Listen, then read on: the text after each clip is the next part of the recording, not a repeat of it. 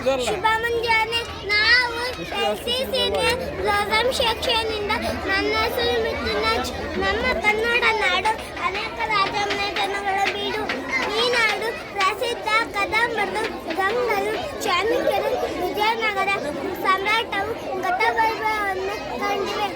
ಈ ಎಲ್ಲ ಗತವೈಭವವನ್ನು ತಿಳಿಯಲು ಮತ್ತು ಪ್ರಸಿದ್ಧ ಅರಸರ ಸಾಧನೆ, ಆಡಳಿತ ಮತ್ತು ಸಂಸ್ಕೃತಿಯ ವಿಷಯಗಳನ್ನು ಆಗಿನ ರಾಜರುಗಳು ಹೊರಡಿಸಿದ್ದ ಶಾಸನಗಳಿಂದ ತಿಳಿಯಬಹುದು ಎಂಬುದನ್ನು ನಾವು ನಿಮ್ಮ ಮುಂದೆ ಹಲವಾರು ಶಾಸನಗಳನ್ನು ಪ್ರಸ್ತುತಪಡಿಸುತ್ತೇವೆ. ಇತಿಹಾಸದ ಪುಟಗಳನ್ನು ತೆರೆದು ನೋಡಿದಾಗ ನಮಗೆ ಕಾಣಸಿಗುವ ಅತ್ಯಂತ ನಂಬಲಾಹ ದಾಖಲೆಗಳೆಂದರೆ ಶಾಸನಗಳು. ಶಾಸನ ಎಂದರೆ ಆಜ್ಞೆ, ಶಿಸ್ತು ಅಥವಾ ಬರವಣಿಗೆ ಎಂದರ್ಥ. ಕಲ್ಲು, ಲೋಹ, ಮಣ್ಣಿನ ಫಲಕ ಅಥವಾ ಗೋಡೆ ಮೇಲೆ ಕೆತ್ತಲಾದ ಲೇಖನಗಳನ್ನು ನಾವು ಶಾಸನಗಳನ್ನು ಕರೆಯುತ್ತೇವೆ.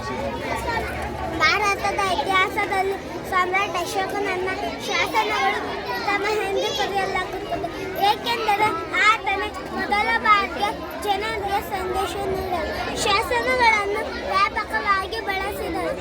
ಶಾಸನಗಳು ಕೇವಲ ಹಳೆಯ ಬರೆಗಳಲ್ಲ, ಅವು ಇತಿಹಾಸವನ್ನು ಪುನರ್ನಿರ್ಮಾಣ ಮಾಡುವಲ್ಲಿ ಪ್ರಮುಖ ಪಾತ್ರ ವಹಿಸುತ್ತವೆ.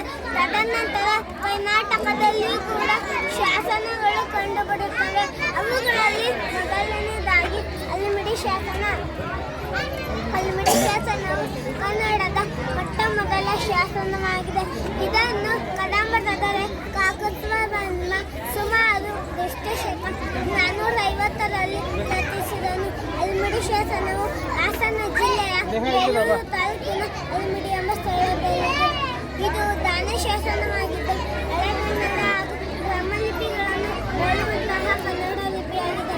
ಹಲ್ಮಿಡಿ ಶಾಸನವು ಕನ್ನಡ ಭಾಷೆಯ ಇತಿಹಾಸದಲ್ಲಿ ದೊರೆತಿರುವ ಅತ್ಯಂತ ಮಹತ್ವದ ಹಳೆ ಕನ್ನಡ ಶಾಸನ ಎಂದು ಕರೆಯುತ್ತಾರೆ.